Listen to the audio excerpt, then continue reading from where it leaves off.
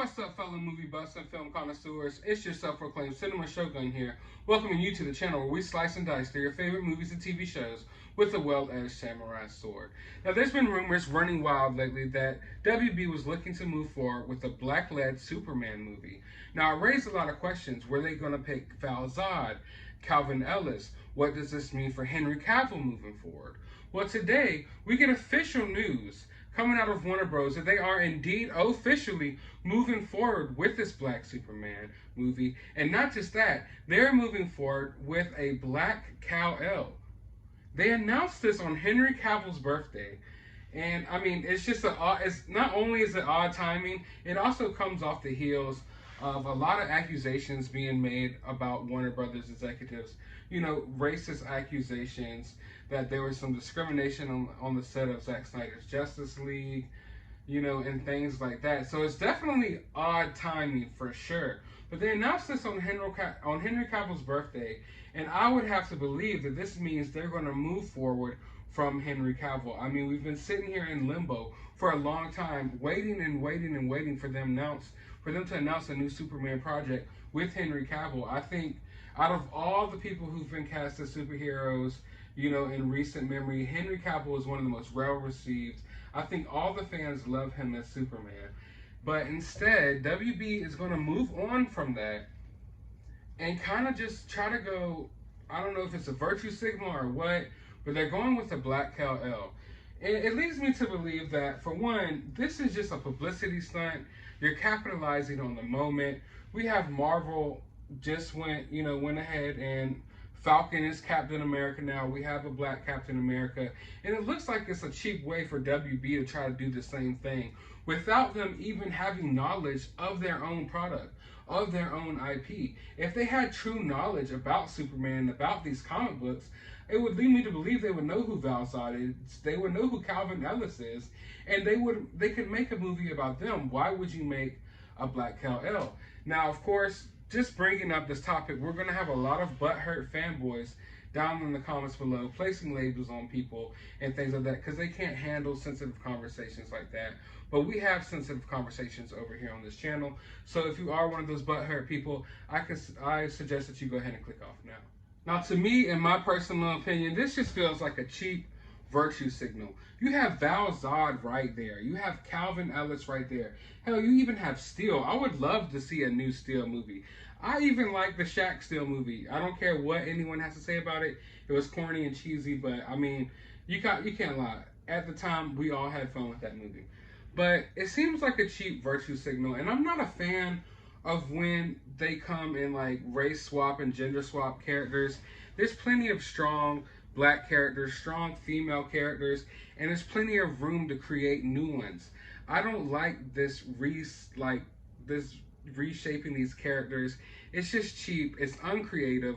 They have no better ideas than to come through and just change the gender of Captain America or Hulk or Superman, or change their race in order to fit with whatever social movements that are going on at the time in order to virtue signal and hopefully get your money. Now, another interesting factor in all of this is how this plays into the Restore the Snyderverse movement. For a while now, Snyder fans have been saying that WB has been going out of its way to be petty and just slap fans in the face. And I'm not going to lie, I'm not a big Snyder fan. I'm not really into his movies. And I've been critical of people saying that. I've been thinking that people maybe they're just a little delusional when they say that. I've been thinking that people are being a little bit too extra, maybe reading into things too much. But I'm not gonna lie, a lot of this stuff is just adding up and adding up and adding up and adding up, and it's kind of starting to look like that. Yes, indeed, Warner Bros. Is like pushing back against their fans. They are sending jabs back at the fans. I mean, I think at this point, there's too much evidence there to deny it. This being one of them, on Henry Cavill's birthday, we know that Snyder fans, and not just Snyder fans, but DC fans in general, have been pushing for another Henry Cavill movie.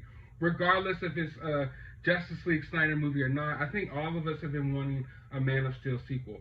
I'm not a fan of Zack Snyder's movies per se, but I love Henry Cavill's Superman. I've been wanting to see him in another Superman movie as well. So we've all been pushing for that.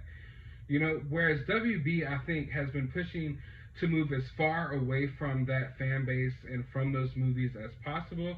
I think they were okay with Henry Cavill, but as deep and as entrenched as this whole Snyderverse movement has gotten, and as crazy as it's gotten, I feel like they're just trying to just cut ties with all of it now at this point. And they're doing everything they can to try to drill that in our heads. And here on Henry Cavill's birthday, where Henry Cavill is trending on Twitter, we got all the DC fans, all the Snyder fans rejoicing, wishing him a happy birthday, talking about what they would want to see from a Henry Cavill Superman sequel.